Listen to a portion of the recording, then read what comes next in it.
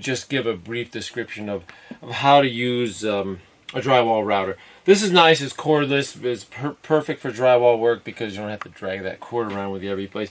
But right here I have a switch. It's hidden behind this piece of drywall. Now all electrical outlet boxes and switches and lights and pretty much all your cutouts are done after the drywall is hung. We don't measure ahead of time and try and cut it out because for some reason that doesn't work. It never lines up perfectly. So a drywall router is the ideal tool for most of this. When I turn this on, the blade spins in a clockwise direction. So if I put this in here and find the edge of the box and go round in a clockwise direction, it pulls the bit too quickly and sometimes you can cut it too large. It's very easy to make a mistake if you go in clockwise.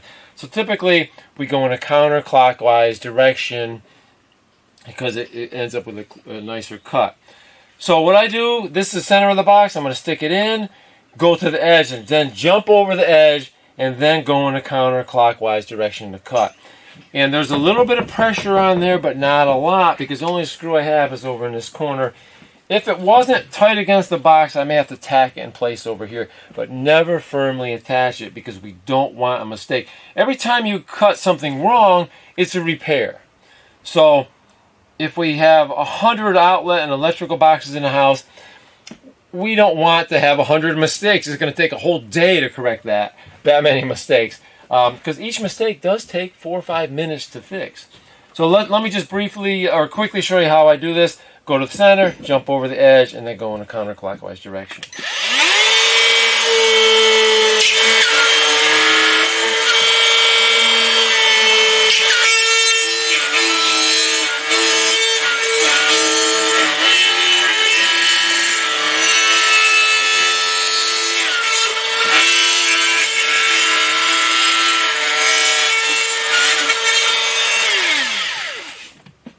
And after you've cut it out, just simply push in it gently to make sure that when you are going to fasten it, it pulls it in without busting something out.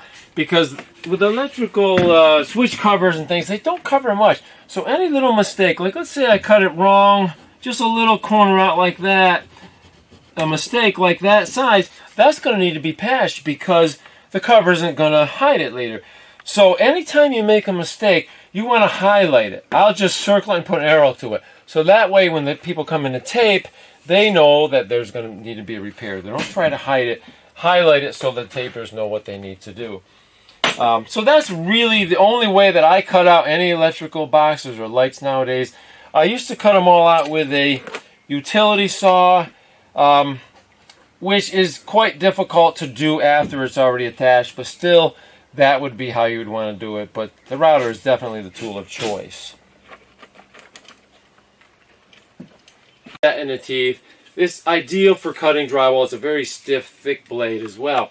This is what I used for years. It's still pretty handy because I can just kind of toss it to the next area that I'm going to be using instead of having to search around for the router. And it's also quite fast to use. This is the doorway opening in this closet that we just hung over. We just hung over it with a piece of drywall. So now that has to be cut out. So I will use a saw to cut up this edge along this stud.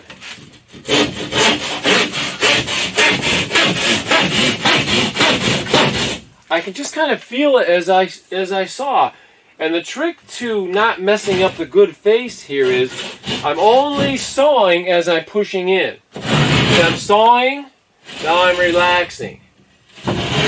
Pushing forward, pulling back very easily so I don't tear this face.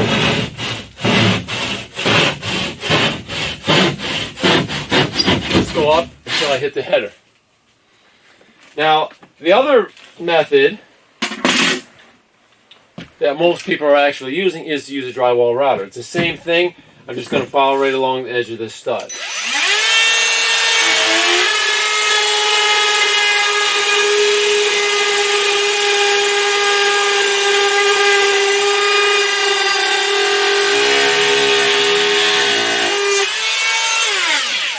I'm just stopping in both cases right along where it hits the bottom of this header because I don't really want a router along this edge. It's kind of an awkward area to router and I'm creating a lot of dust.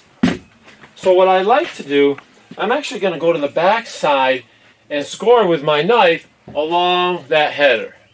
I'll show you what I mean.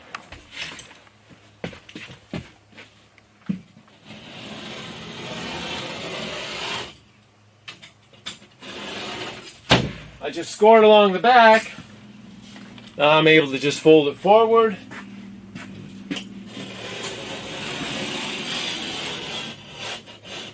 And cut along that groove. And remove the piece of drywall.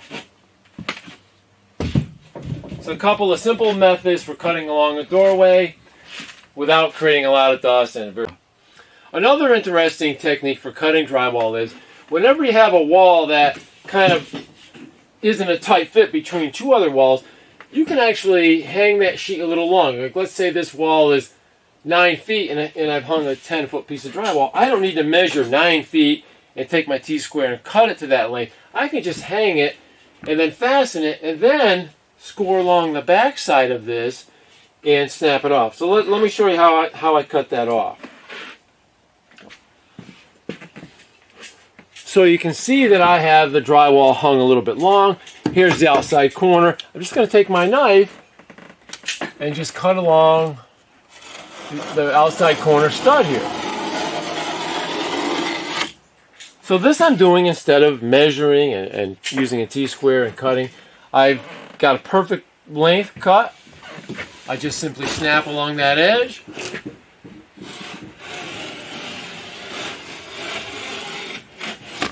And cut. Now I've got a perfect length without... It's actually a very quick way to actually cut my drywall. What I find interesting is you very seldom hang a piece of drywall where you don't have to do some sort of a cut. You have to cut the length, you have to cut a corner out of it, you have to cut an outlet around a window, around a door. There's always something that has to be cut. So I've already shown you a variety of tools, but this is a little bit more of a unique cut because it's a corner of a sheet. So I could get a router here, but I'm not going to router. In this particular case, I'd never use a router. I'm either going to use a utility saw or my utility knife. So I'm going to use both here, actually. So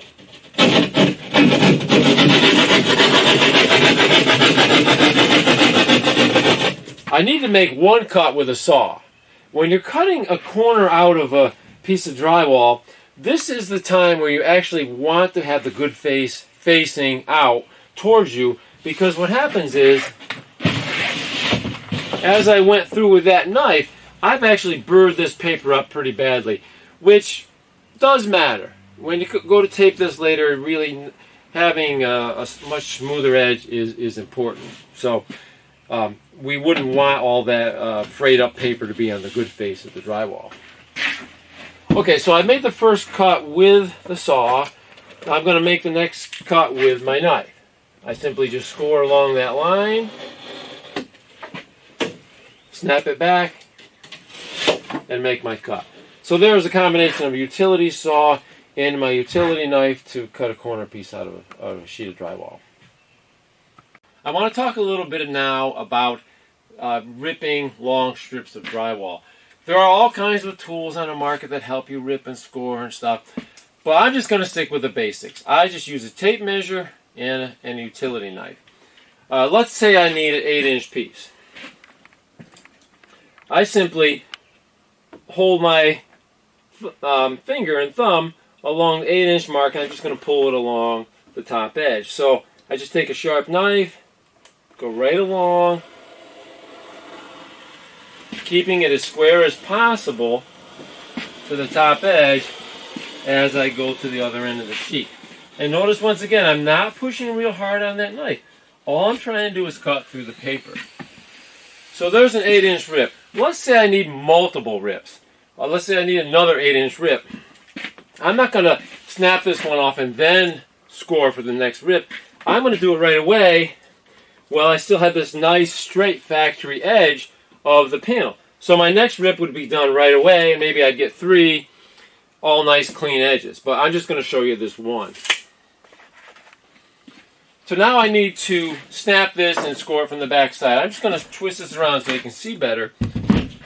This is only like a 7-foot piece of drywall, so it's not a very long sheet. But you might be doing the same rip on a 12 or 14-foot long piece. So what I do, I just tap it on the back, and now I'm going to actually score along that fold.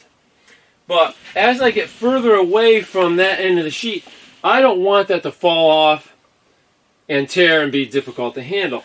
So the little trick that I do is I don't take my knife and start right at the end. I come in a couple of inches. So now I'm actually leaving it slightly attached. Then I just gently pull the knife all the way to the other end, stopping a little bit before I get to the end as well. Now I can center myself back on the sheet and snap it away from the cut. Get a nice clean edge. And that can be, one person can do long rips just by keeping it slightly attached.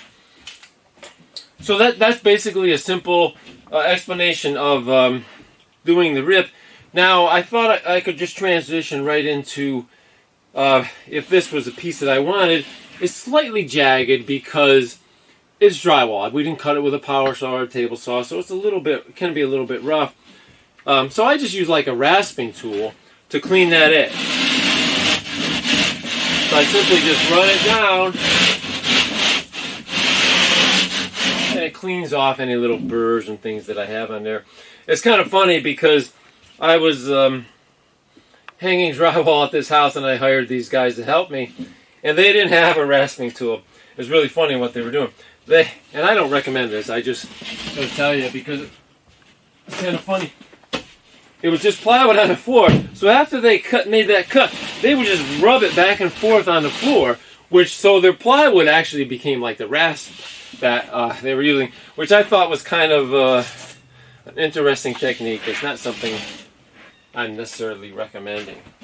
Sometimes you have to just take a small amount of drywall off. Like let's say this is something I'm fitting into a closet and I've made it too tight. If drywall is too tight,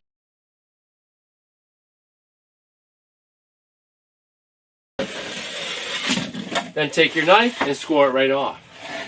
So that works really well for inch, even a half-inch piece that you need to rip off a sheet.